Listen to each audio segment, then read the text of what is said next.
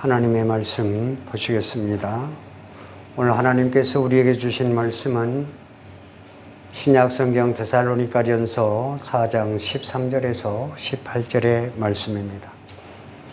신약성경 데살로니가전서 4장 13절에서 18절의 말씀 제가 받들어 봉독에 올리도록 하겠습니다. 형제들아, 자는 자들에 관하여는 너희가 알지 못함을 우리가 원하지 아니하노니 이는 소망 없는 다른 이와 같이 슬퍼하지 않게 하려 함이라. 우리가 예수께서 죽으셨다가 다시 살아나심을 믿을진대 이와 같이 예수 안에서 자는 자들도 하나님이 그와 함께 데리고 오시리라. 우리가 주의 말씀으로 너희에게 이것을 말하노니 주께서 강림하실 때까지 우리 살아남아 있는 자도 자는 자보다 결코 앞서지 못하리라. 주께서 호령과 천사장의 소리와 하나님의 나팔 소리로 친히 하늘로부터 강림하시리니 그리스도 안에서 죽은 자들이 먼저 일어나고 그 후에 살아남은 자들도 그들과 함께 구름 속으로 끌어올려 공중에서 주를 영접하게 하시리니 그리하여 우리가 항상 주와 함께 있으리라. 아멘. 오늘은 하나님의 말씀 데살로니가전서 4장 13절에서 18절의 말씀을 가지고 그날을 기다리며 라는 제목의 말씀으로 함께 은혜를 나누고자 합니다. 초대교회 성도들은 예수님을 믿는다는 이유로 고난을 많이 받았습니다. 그들의 가족들로부터도 핍박을 많이 받았습니다. 조상들이 섬기는 신을 버리고 다른 신을 섬긴다는 이유로 가족들이 교회에 가는 것을 반대하고 많은 심적 고통을 주었던 것입니다. 또한 초대교회의 성도는 친구들로부터 버림을 받기도 하고 많은 경제적 손해를 보았던 것입니다. 심지어는 당시의 로마 제국으로부터 박해를 받고 수많은 성도가 감옥에 갇히고 또 고문을 당하고 죽임을 당하기도 했습니다. 그럼에도 불구하고 초대교회의 성도들은 예수님 믿기를 포기하지 않았던 것입니다. 왜 그랬을까요? 그 가장 큰 이유는 그들에게 부활에 대한 소망이 있었기 때문에 그랬습니다. 초대교회 성도는 자기들이 몸이 부활해서 영원히 우리 주님과 함께 살 그러한 소망을 가지고 이처럼 큰 고난을 이겨냈던 것입니다. 그런데 오늘 본문의 데살로니가 성도들의 신앙을 살펴보면 소망 없는 다른 이들, 다시 말하면 예수님을 믿지 않는 불신자들과 똑같이 죽은 이들과의 이별에 대해서 이들은 크게 슬퍼했었고 또 죽음에 대해서 절망하고 있던 성도들이 데살로니가 교회 성도들 중에는 많이 있었습니다. 유대인들에게는 부활 사상이 있었습니다. 물론 사두개인들은 부활 사상을 믿지 아니했지만은 유대교인들 중에서 가장 큰 무리인 바리새파들은 부활을 믿었던 사람들이었습니다. 그런데 이들의 부활에 대한 믿음이 빈약했던 것입니다. 이처럼 데살로니가 교회 성도들은 죽음에 대한 강한 애착을 가지고 있었습니다.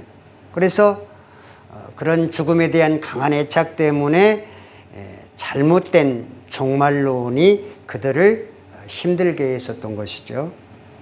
오늘 본문의 말씀은 예수님의 재림과 그때 있을 부활 그리고 우리가 누릴 최고의 복이 무엇인지 잘 가르쳐 주면서 부활신앙을 더욱더 굳게 하라고 가르쳐주고 있는 말씀인 것입니다. 오늘 본문 16절의 말씀을 보시기 바랍니다.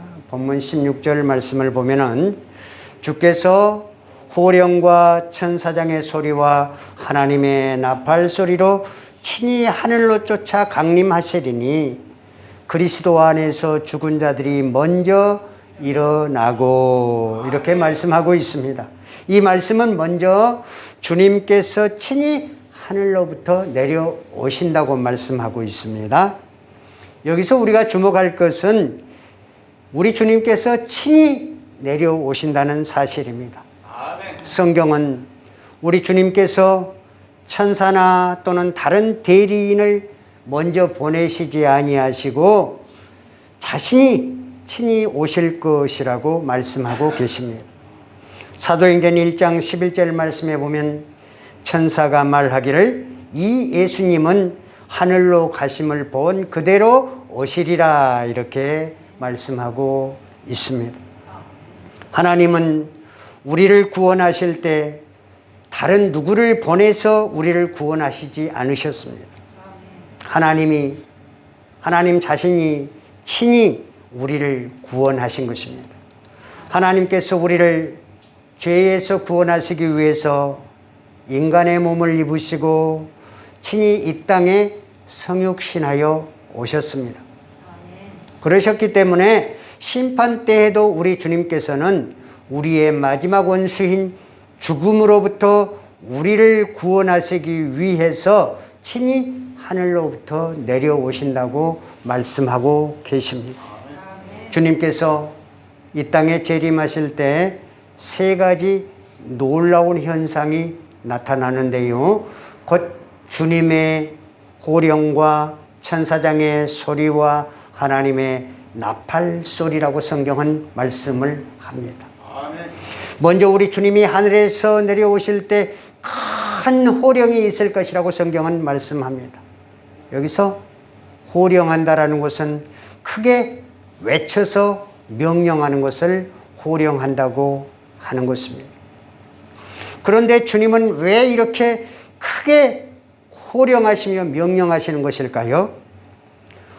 오늘 본문 16절 하반절 말씀을 보면은 주님의 명령은 죽은 자를 살리기 위해서 크게 호령하신 것입니다. 예수님은 나사로가 죽어서 무덤에 있을 때에 무덤 밖에 서서 이렇게 크게 외치셨습니다. 요한복음 11장 43절 말씀에 나사로야 나오너라. 그리고 마가복음 5장 41절에 죽은 소녀를 향하여서 달리다굼 하시니, 이 말씀은 소녀야 일어나라, 이 말씀인 것입니다. 이렇게 예수님께서 명령을 하셨습니다. 요한복음 5장 25절 말씀에 보면 예수님께서 이렇게 말씀하셨습니다. 진실로 진실로 너희에게 이르노니 죽은 자들이 하나님의 음성을 들을 때가 오나니 곧 이때라. 듣는 자는 살아나리라. 아멘. 그리스도 안에서 죽은 자는 영원히 무덤에 누워있지 않을 것입니다. 누구야? 무덤에서 일어나라. 이렇게 주님께서 명령하실 때 거기에 누워있는 자는 주님의 음성을 듣게 될 것입니다. 그때에 영광스러운 몸을 입고 일어날 것입니다. 이때 죽은 자의 영혼은 하늘에서 거하다가 주님께서 그들을 데리고 오신다고 14절에 말씀을 하셨습니다. 주님께서 그들을 데리고 오실 때 그들은 잠에서 깨어나, 죽음에서 깨어나, 이미 죽은 자들이, 그리스도 안에서 이미 죽은 자들이 죽음에서 깨어나 주님과 함께 재림에 참여할 것이다, 이렇게 성경은 말씀을 하고 계십니다. 그러면 주님의 호령 다음에는 무엇이 있다고 성경은 말씀하고 있습니까? 천사장이 소리를 친다고 말씀했습니다. 천사장이 뭐라고 소리를 치고 있는 것입니까? 천사장은 분명히 주님의 명령을 반복해서 소리칠 것입니다. 우리 주님이 지금 너희들어 일어나라고 하신다. 주님의 명령이다. 일어나라. 다비다야 일어나라. 나사로야 일어나라. 덕하나 일어나라. 이렇게 소리칠 것이다 이 말입니다. 그리고 천사들은 땅 끝까지 다니면서 택함 받은 자들을 사방에서 불러 모을 것이라고 성경은 말씀을 하고 계십니다. 그리고 우리 주님께서 이 땅에 다시 오실 때에 하나님의 나팔 소리가 울려 퍼질 것입니다. 이것은 주 안에서 죽은 자들을 불러 일으키는 것입니다. 군대에서 기상나팔 소리가 나면은 모두 잠자다가 똑같이 군인들이 일어납니다. 이처럼 그리스도 안에서 소망을 품고 살다가 순교하고 그리스도 안에서 죽은 자들이 하나님의 나팔 소리를 듣고 죽음에서 일어나게 될 것을 믿으시기 바랍니다. 고린도전서 15장 51절에서 52절은 말씀합니다. 보라, 내가 너희에게 비밀을 말하노니 우리가 잠잠할 것이 아니요 마지막 나팔의 순간에 순식간에 호련히 다 변화되리니 나팔 소리가 나매 죽은 자들이 썩지 아니할 것으로 다시 살아나고 우리도 변화되리라. 죽은 자들이 썩지 아니할 것으로 다시 부활하게 되고 살아있는 우리들도 변화되리라. 이렇게 성경은 말씀을 하고 있습니다. 마태복음 24장 31절에 성경은 말씀합니다. 저가 큰 나팔 소리와 함께 천사들을 보내리니 저희가 그 택하신 자들을 하늘 이 끝에서 저 끝까지 사방에서 모으리라. 이렇게 말씀을 하셨습니다. 이렇게 우리 주님이 우레와 같은 목소리로 호령하시고 천사장이 크게 소리 지르고 하나님의 나팔 소리가 천지를 진동하며 울려 퍼질 때에 죽은 자들이 무덤에서 벌떡 일어날 것입니다. 그러나 죽은 자들이라고 해서 모두 다 일어나는 것이 아닙니다. 오직 그리스도 안에서 죽은 자들만이 일어나심을 믿으실 수 있기를 바랍니다. 오늘 본문 4장 16절은 말씀합니다. 그리스도 안에서 죽은 자들이 먼저 일어나고 17절 말씀을 보면 그 후에 우리 살아남은 자와도 저희와 함께 구름 속으로 끌어올려 공중에서 주를 영접하게 하시리니 그리하여 우리가 항상 주와 함께 있으리라. 오늘 본문은 죽은 자들의 부활 다음에 일어날 세 가지를 우리에게 가르쳐주고 있습니다. 첫 번째는 그 후에 우리 살아남은 자도 저희와 함께 구름 속으로 끌어올려 이렇게 말씀하고 계시는데요. 우리 주님이 재림하실 때 살아남아 있는 자도 있다 이 말입니다. 저는 제가 우리 주님께서 재림하실 때 살아있으면 좋겠습니다. 아멘. 여러분들도 주님께서 재림하실 때 살아있으면 좋겠죠. 아멘. 어느 권사님이 한 말씀이 계속 기절을 때립니다. 내가 그때 살아있어서 정말 우리 주님의 재림에 참여했으면 좋겠다는 그 한마디가 아멘. 우리 마음을 기쁘게 하는 것입니다. 아멘. 성경은 살아남은 자들은 부활한 자들과 함께 구름 속으로 끌어올려질 것이라고 말씀하고 계십니다. 여기서 우리는 두 가지 표현에 주목을 해야 합니다. 하나는 구름 속으로, 다른 하나는 끌려 올려진다 이 말씀입니다. 끌어올려진다는 말은 헬라어 원문으로 보면 하르파조라고 합니다. 이 하르파조라는 것은 아주 격렬한 행동을 묘사하는 것을 하르파조라고 말하는 것입니다. 혹시 여러분들은 독수리가 하늘을 날다가 물속에 고기나 또한 땅에 그 물체를 발견하고 그곳으로 향하여서 쏜살같이 내려와서 그 물체를 잡아채서 하늘로 올라가는 모습을 보았을 것입니다. 이것을 바로 원문으로 하면 하르파조라고 하는 것입니다. 이처럼 우리도 하나님의 강력한 힘에 의해서 하늘로 끌려 올라간다는 것입니다.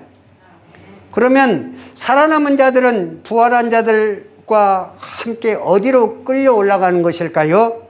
오늘 본문 17절에 성경은 말씀하시기를 구름 속으로 라고 기록하고 있습니다. 성경에서 구름은 아주 특별한 의미를 가지고 있습니다. 성경에서 구름은 하나님의 임재를 상징하고 있습니다. 출애굽기 16장 16절 말씀을 보면 하나님께서 시내산에 나타나실 때에 어마어마한 현상이 나타납니다. 제3일 아침에 우레와 번개와 빽빽한 구름이 산 위에 있고 나팔 소리가 심히 크니 진중의 모든 백성이 떨더라 이렇게 말씀을 하셨습니다. 또 성막이 다 만들어져서 세워졌을 때에 하나님의 구름이 성막 위에 나타났다 이렇게 기록되어 있습니다. 출애굽기 40장 34절 말씀에 보면은 그 후에 구름이 해막에 덮이고 여호와의 영광이 성막에 충만했다 이렇게 기록되어 있습니다. 이런 현상은 신약에도 나타나는데요. 마가복음 9장 7절 말씀에 보면 예수님께서 변화산에 올랐을 때에 구름이 와서 그들을 덮으며 구름 속에서 소리가 나되 이는 내 사랑하는 아들이니 너희는 그 말을 들으라 하는지라. 사도행전 1장 9절 말씀에 예수님이 승천하실 때에도 구름이 가리워 보이지 않게 하셨다 이렇게 성경은 말씀을 하십니다. 이처럼 성경의 구름은 하나님의 영광스러운 임재를 상징하는 것입니다. 하나님께서 하늘에서 지상으로 내려오실 때에는 영광의 구름이 나타났다는 사실을 기억해 주실 수 있기를 바랍니다. 마찬가지로 우리 주님이 다시 오실 때 영광의 구름이 나타날 것이고 성도는 모두 하나님의 영광스러운 임재가 있는 구름 속으로 끌려 올라갈 것임을 믿으실 수 있기를 바랍니다. 그 후에 어떻게 되는 것일까요? 그 후에는 공중에서 주님을 영접하게 될 것이라고 성경은 기록되어 있습니다. 여기서 영접하다는 말은 헬라어 원문으로 아판테시스라고 합니다. 이 아판테시스라는 말은 무슨 말입니까?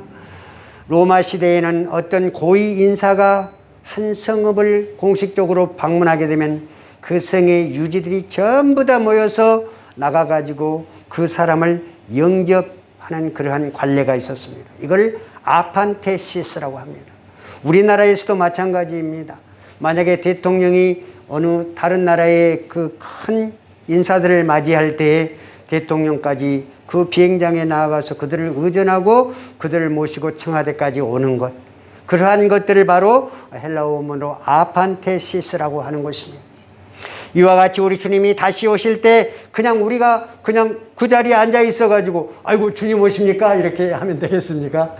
깜짝 놀라 가지고 일어나서 내 주님 어서 오시옵소서. 내가 주님을 얼마나 삼하고 기다렸는지 아시고 이렇게 주님을 영접할 것이다 이 말입니다. 우리는 하늘로 끌려가서 공중에서 주님을 영접하게 될 것이다 이 말입니다. 이렇게 재림의 주님을 만난 다음에 성도는 어떻게 되는 것일까요? 항상 주님과 함께 있을 것이다 이렇게 성경은 말씀하고 있습니다. 우리가 항상 주님과 함께 있는 것이 바로 복의 절정인 것입니다. 우리 주님과 하나님의 백성들이 하나가 되는 것이 바로 구원의 완성인 것입니다. 이것이 바로 클라이막스입니다. 이 일이 이루어지면 이제 성도는 더 이상 바랄 것이 없음을 믿으실 수 있기를 바랍니다. 우리 주님과 함께 있는 것이 복인 것입니다. 요한계시록 21장 말씀을 보면 거룩한 성 예루살렘이 하나님께로부터 하늘에서 내려오는 것을 볼 수 있습니다. 하나님은 이제 자기 자녀들과 함께 거하기를 원하십니다. 그리고 모든 눈물을 그 눈에서 씻기신다고 계시록 21장 4절에 말씀하고 계십니다. 이 모습은 마치 부모가 울고 있는 자기 어린 자식의 눈물을 닦아주고 안아주고 머리를 쓰다듬어 주면서 사랑한다, 예담아 사랑한다, 예솔아 하면서 부모가 자식에 대한 그러한 진정한 사랑의 모습을 보여주다. 하나님께서 하나님의 백성들을 사랑하는 그 진정한 사랑의 모습이 바로 하나님께서 그 사랑하는 백성들과 함께 거하시는 것인 줄 믿으실 수 있기를 바랍니다. 제가 어렸을 때에 가장 행복했던 기억은 어머니 아버지가 집에 계실 때였습니다.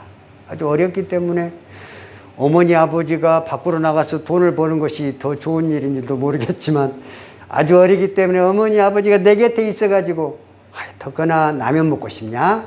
덕거나 배고프냐? 하면서 그런 것을 내가 원하는 것을 챙겨줄 때가 가장 기쁠 때였다고 생각을 합니다. 밖에서 놀다가 집에 들어오면 밤이 되었어도 불이 환하게 밝혀져 있고 저를 반기면서 덕거나 어디 갔다 인자 오냐? 그렇게 반기는 그 부모님이 계셨기 때문에 저는 행복했습니다. 결혼을 하고 나서는 행복은 역시 자식을 놓고 같이 즐겁게 살 때 그때가 행복했던 것 같습니다. 같이 여행을 가고 같이 즐거워하고 같이 놀고 그럴 때 가장 행복했던 것 같습니다. 저는 목회자로 살면서 세상 사람과 달라야 하기 때문에 받는 스트레스도 여전히 많이 존재하고 있습니다. 그러기 때문에 여러 가지 사회생활 속에서도 제약을 받을 수 있었습니다. 또 물질을 통한 고난이 올 수도 있었습니다. 내가 행동할 때 행동 반경에서 제약을 받을 때도 있었습니다. 어쩔 때는 내 능력의 한계 때문에 가족들에게 늘 죄송한 마음이 있을 수 있었습니다. 목회를 하다 보면 정말 본의 아니게 가족에게 상처를 줄 수도 있는 것입니다. 반대로 또 상처를 받을 수도 있습니다. 이런 삶 속에서 끊임없이 연약해지는 육신의 아픔을 경험하게 되었는데요. 그러나 우리가 고난과 고통과 연약함 속에서도 기쁨과 감사와 행복을 느끼며 살 수 있는 것은 이러한 동력은 바로 영광스러운 그날을 우리가 소망하며 살기 때문이라고 생각을 합니다. 우리 주님께서 이 땅에 다시 오실 때에 그리스도 안에서 죽은 자들은 무덤에서 다시 일어날 것입니다. 또 그리스도 안에서 살아있는 자들도 주님을 기쁘게 맞이할 것입니다. 그때 주님과 만나서 영원히 우리는 주님과 살게 되는 것입니다. 이것이 우리가 바라는 하늘의 소망임을 믿으실 수 있기를 바랍니다.